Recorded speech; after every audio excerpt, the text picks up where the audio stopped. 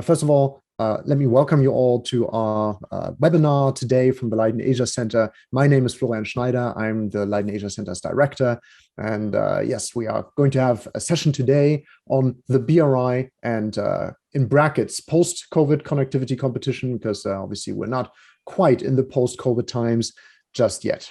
The topic today connects with our long-standing research interests in China's role in Asia, and specifically the Belt and Road Initiative and its impact on the region and beyond. You may be familiar with the Belt and Road Research Platform. Let me just also share in the chat with you the link in case you have not yet checked out our website. You'll find additional resources from us there. And you will also find, or may already be aware, of our book publication from last year, The Global Perspectives on China's Belt and Road Initiative. The book, this is what it looks like physically. If you want a digital copy, the open access version is available online, and there as well, I am going to put the link in the chat for you. So you can see we've, for a long time now, been keeping an eye on the Belt and Road Initiative and how it develops. And one of our main focus areas has been regional connectivity, how connectivity develops in the wake of these Chinese initiatives. And that is also what we're connecting with today. 2 years after the start of this crisis, what are the impacts of COVID on these Chinese policy initiatives and also of China's specific policy choices regarding COVID? How does that affect its partnerships and regional connectivities? And we have 3 distinguished speakers here who are going to give us their view in a moment on these developments. We're going to start in a second with Ed Kronenburg, who is the former Secretary General of the Dutch Ministry of Foreign Affairs and has extensive foreign affairs experience, for example, with NATO, but also as the Dutch ambassador to a number of places, including Jakarta, Paris, and most recently, and maybe most importantly in this context, Beijing. So we'll hear from Ed Kronenburg in a moment. Then afterwards, we will hear from Dr. Yuan Mengqi. So Dr. Yuan works at Tsinghua University, where she is a postdoctoral research fellow at the Institute for International and Area Studies. And her expertise is on Latin America chiefly, so party politics there, populism, but also economic relations and political relations with China, with a special focus on Sino-Argentinian relations, where she has worked, for example, on the impact that currency internationalization of the RMB, of the Chinese yuan, have had on the local economy. And then next, we will hear from Dr. Cheng Chui Quick. Dr. Quick comes from the National University of Malaysia to us today. He is associate professor there and the head of the Center of Asian Studies. And he has also been a fellow to a number of prestigious institutions, including Princeton, Harvard, Oxford, and most recently, Johns Hopkins Foreign Policy Institute. He himself works on the ASEAN and on regional security and also on China's role in the region and specifically, of course, the BRI. And again, if you want to read Dr. Quick's work, he is represented in our book and is one of the contributors to that project. So in terms of procedures, we would like to hear from each speaker for about 8 minutes, followed then by a Q&A in which we would like to ask you to either type your questions in the chat. You can already do so throughout the talks if you like. And then I will read out questions to our speakers. But you can also, at the end in the Q&A, if you like, raise your hand. That option is available under reactions at the bottom of your screen. So you can digitally raise your hand, and then we will also give you a chance to speak in person. I should point out to you that the session today is recorded, but we will continue recording throughout, but we will later edit it in a way that only the speakers are going to be visible on what we put online. So the entire Q&A will be just a closed room session and will not be broadcast. So I hope that already answers your questions of how the setup today works, and I'm looking forward to hearing your thoughts and questions in the Q&A. But first, let us turn to our speakers and warmly welcome Ed Kronenburg. Thanks a lot for your introduction. Just one correction, I've never been the ambassador to Jakarta. It was my first posting, so it would be nice if I would have been the ambassador, but that's not the way it works, of course, at the Ministry of Foreign Affairs. But yes, it was my first posting a long time ago. And it's great to be with you today, and I'm also happy to see some familiar names on the screen. Yes, I mean, just a couple of comments from my side on the COVID and its consequences, of course, for the connectivity as such. Obviously, it's quite clear that the connectivity, as we would like to call it, has been suffering a lot all over the world, not just in relationship with China, but you would almost be able to say, of course, that the huge number of contacts that we had with China before the COVID breakout have almost dried up. It's at this point in time extremely difficult to go to China or to receive people from China. So that's hampering a lot the political and economic relationship, of course, with that country. Now, I'd like to go back further a little bit, because actually we noticed, of course, from the mid-2018 when the trade issues came up between the US and China, that China was already sort of starting to be more inward looking at that point in time. As you may recall, there was a lot of talk about decoupling of the economies. And what we've been witnessing since I believe, is that China is more than ever now trying to be self-sufficient, putting a more emphasis on its local economy, putting emphasis on local consumption, and being less dependent on exports. So all in all, I think COVID has just exacerbated the situation, which was already, as we could say, in progress even before the COVID crisis broke out. And I know, I mean, maybe some people can confirm this, that actually also quite a great number of expats that are working in China, also for Chinese companies, are leaving the country. So all in all, I think that's a very bad sign, and it will only, let's say, weaken the relationship we have and make it much more difficult to enter into a dialogue on many topical issues. In addition to the issues that China had and still has with the United States, we remember that in 2019, of course, the EU came up with its position papers on China, and China was labeled at that point in time systemic rival, which I think also sort of incited the Chinese to working even harder than before on their self-sufficiency and trying to be able to cope with the technological, let's say, challenges that all of that created by themselves. Now, talking about the Belt and Road Initiative, obviously, I mean, if the whole economic relationship and the political relationship has been suffering, it goes without saying that also the whole Belt and Road Initiative has been suffering from this as well. But I would like to argue that apart from the latest developments, it was already quite difficult for the Belt and Road Initiative to get a very firm footing across, let's say, the world, be it towards the east or to Africa.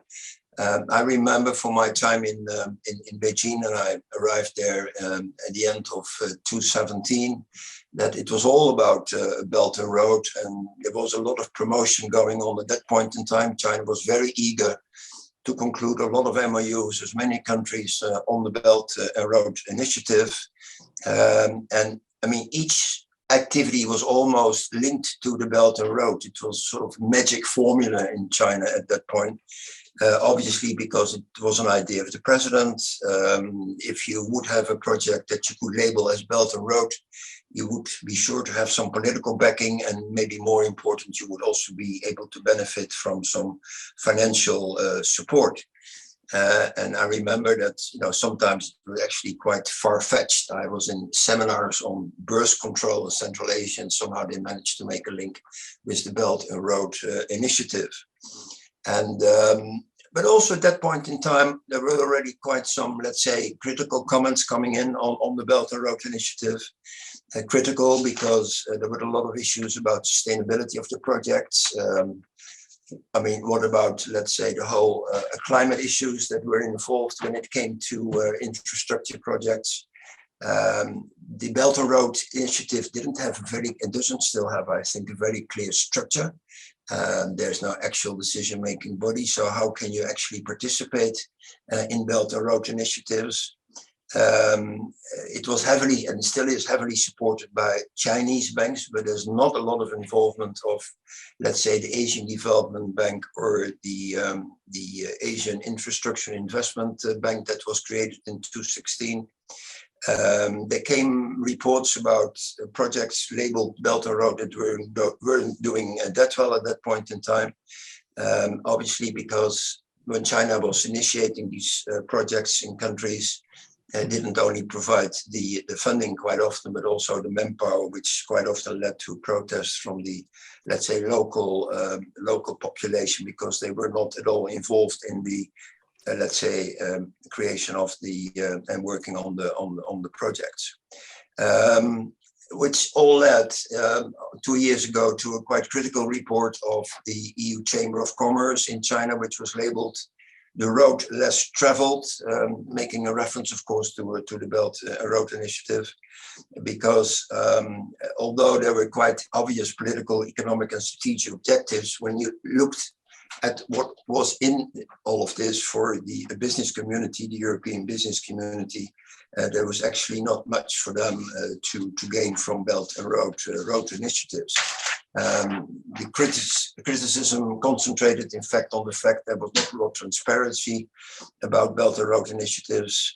There was a huge presence of state-owned enterprises, which quite often are a rather vertical integration of all the projects. So it would not only be the design, but also the funding, the manpower, and all of that sort of as a little possibility for European companies to get involved. Quite often they were confronted by the fact that if a project was carried out by a Chinese company, the company could do so because it had been able to grow its own business inside of China with a lot of protection, which made it a bit easier for them to go out afterwards. There was notably some criticism on the fact that also the digital Silk Road, so to speak, was very much in the hands of the Chinese companies, and no possibilities for European companies to participate in that as well. So there was quite a lack of reciprocity in all of this. And frankly speaking, I don't think that has changed over the past couple of years, although I've not been present myself to witness all of that. But if you, for example, look into recent reports of the Asian Infrastructure and Investment Bank, there's not even a mention of Belt and Road. They do a lot of funding, but they don't mention in their own papers Belt and Road initiatives. So, I mean, my impression is that in spite of all the importance that was attached to all of this, for good reasons, of course, a couple of years ago when this all started, I think that for the time being, there is not that much to show for when it comes to the Belt and Road initiatives. There have been things taking place, of course. I mean, we all know about the rail connections between China and Europe, and there are still some projects going on. But I think it's fair to say that it has not, let's say, come to such a big development as was anticipated initially. Now, the ideas behind all of this, I think it was quite clear that initially, 9 years ago, when this all started, when the idea came up, it really was also for China to invest itself out of the economic crisis at that point in time, not doing it only in the country itself, but also going outside of China. So the idea as such, I think, was a good one. You know, just to use the capacity they had, industrial capacity elsewhere. Obviously, there was a huge political drive behind all of this to increase, let's say, the soft power of China and to create what they would call the win-win situation for China and the countries involved. But I think the whole initiative has sort of evaporated a little bit as far as I can see, and especially now, with what's going on and the fact that, as far as we can see at least, it will be extremely difficult to have, let's say, real contacts in China or with China. I think there's little chance of the BRI really sort of reaching the goal that it was initially set. Now, all this being said doesn't mean to say that there's no need for connectivity, of course, when it comes to Central Asia, China, and Europe. I think the initiatives of the European Union to create its own connectivity ideas are overdue, but it's never too late. And I think if we would be able to do so, we would also be on a better footing to compete with Chinese efforts when it comes to their own Belt and Road initiatives. But for the time being, I think things are stalled. And I really cannot see, how this could evolve over the next couple of years, assuming that we will still be in the situation we find ourselves in today.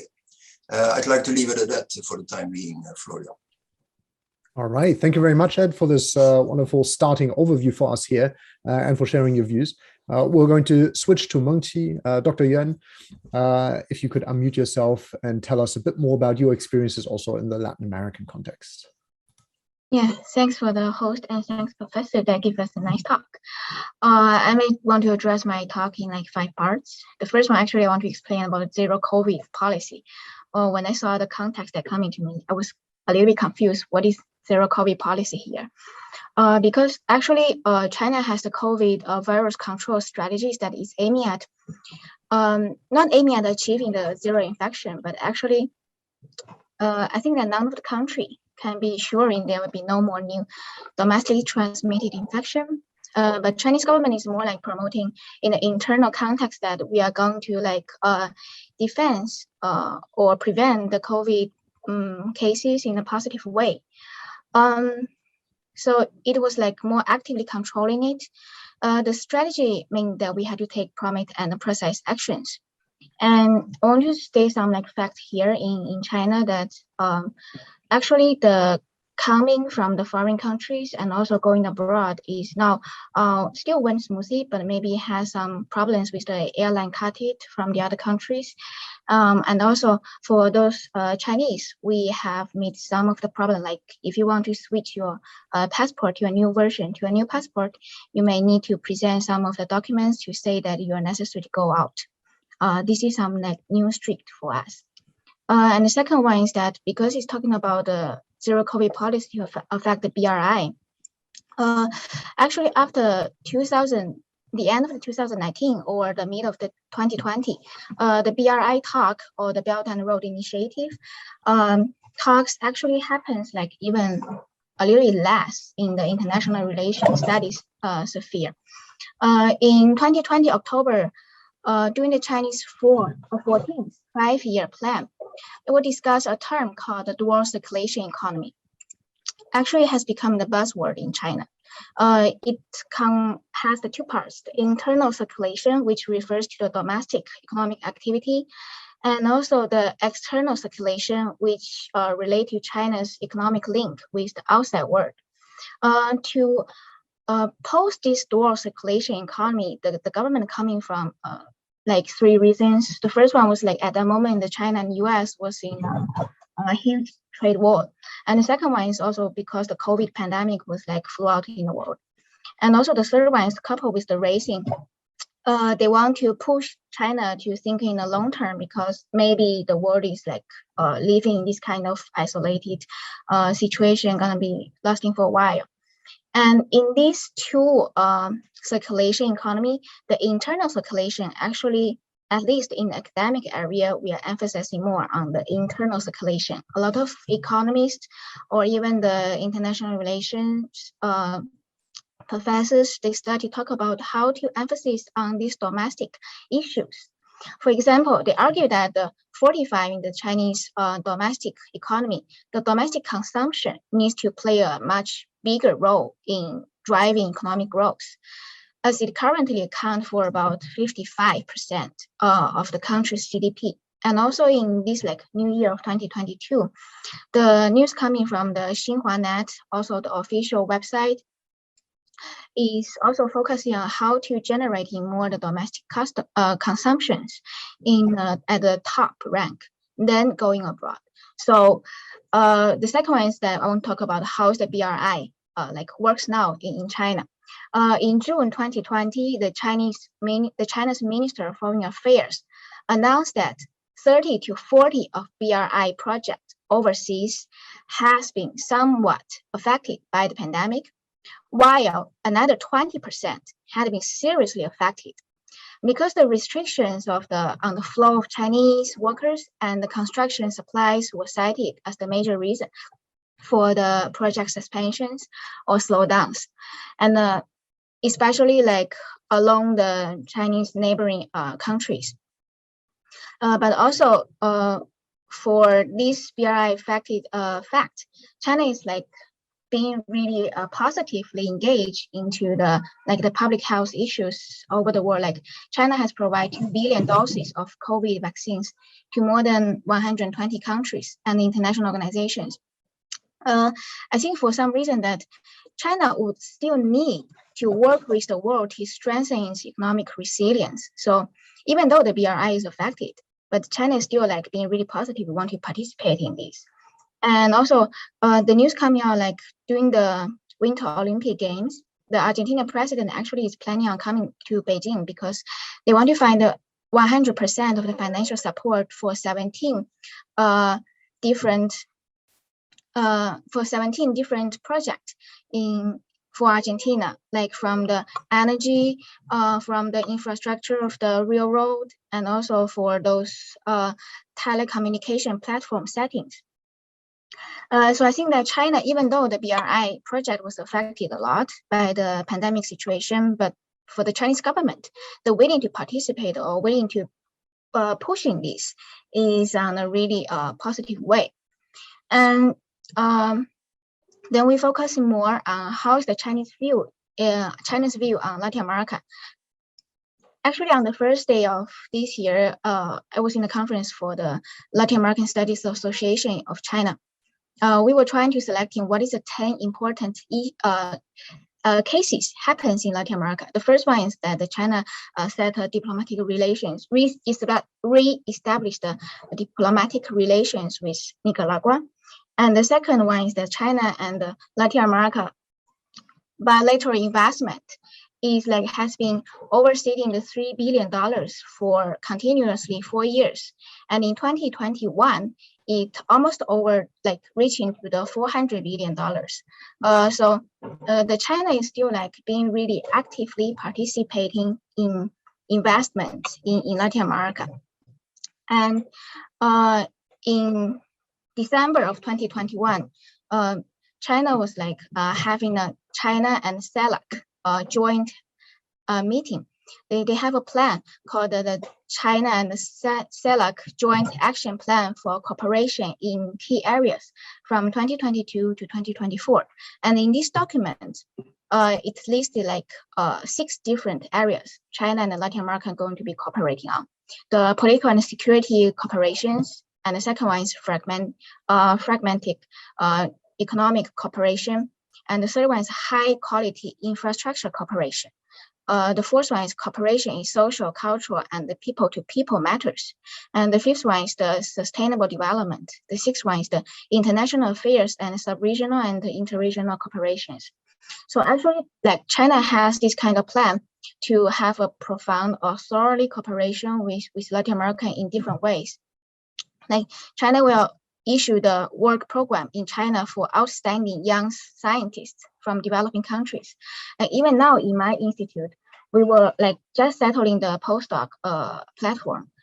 But we are also trying to sign more MOU with those developing countries to attract more postdoc from other developing countries to study here. And in another the academic area, in this year, the China has put the area studies, which I think is really important for BRI expansion or knowing other developing countries, become the first level discipline in the universities, which means that we can hire those, or we can enroll those undergrad students in this subject, which is totally new here. And all those area studies centers in China is trying to promoting, I think, the Chinese government to know more or the more strategic way to do these BRI policies. And the last one, maybe just want to comparing a little bit about the Biden's Build Back Better World and the BRI. I think that this Biden's plan with the BRI is kind of a rivalry or also a component, because the Build Back Better World is more emphasizing on those soft infrastructures, climate, health security, digital economy, and gender equality.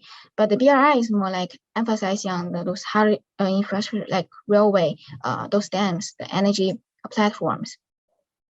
And the revenue is like the Chinese BRI is more leaded by the state-owned companies, but the American ones may be more leaded by private sectors. But I hope that the US and also the Chinese government will help Latin America to develop better. This is like kind of from my personal opinion from the Latin Americanist way to think about how those like outcome support can help this region to grow better. So in conclusion that I think China, even though it's like by the COVID situation, we are affecting a lot. The BRI project is like suspending a lot, but China is still like being really positively participating in the Latin American issues. Okay, thank you. Thank you very much, Wang Qi, and we're going to switch directly to Cheng Chui. So yes, I'm handing over to Dr. Quick.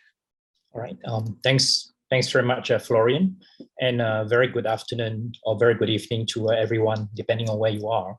I guess based on what Ambassador Kronenburg and also Dr. Yuan have presented very clearly, I would just offer a Southeast Asian perspective on a prevailing phenomenon of the so-called connectivity competition.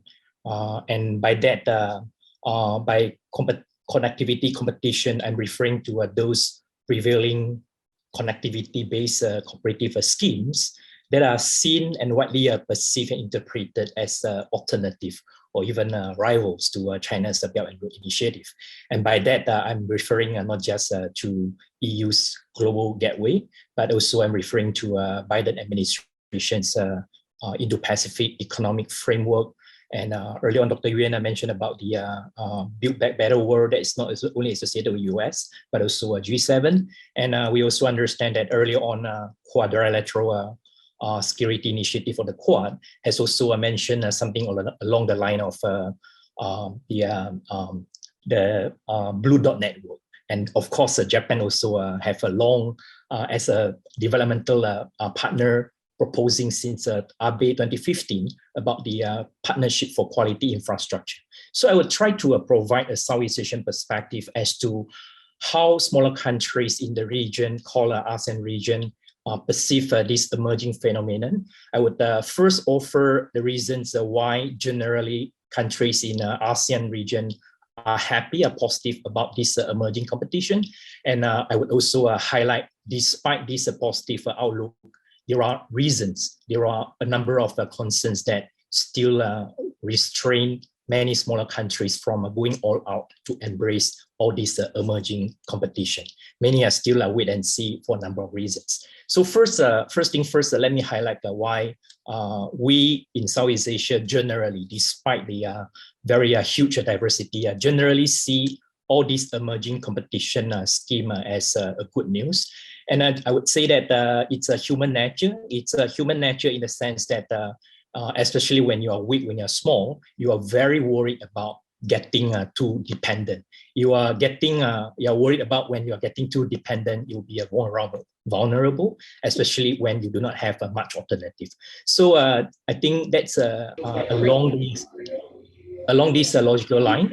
Small countries in Southeast Asia generally welcome all this prevailing competition in the sense that we would adopt the approach of the more the merrier. And this only reflects human nature of welcoming alternative, yeah? And in this case, smaller countries are sensitive about competition, but we are more worried about the kind of military security competition.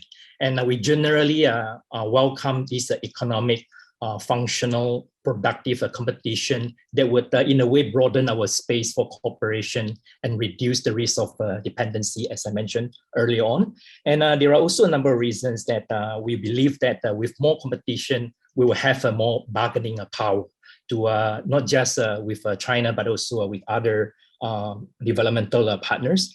And we also of the view that with more competition, we will be able to, in a way, lead and also induce more countries and partners to focus on things that will be revolving around sustainability. And sustainability, not just in terms of ecological terms, but mainly also financial sustainability and also political, social sustainability that is not only welcome by power holders, but also stakeholders at the different segments and also strata of the societies in various Southeast Asian countries, and also say beyond.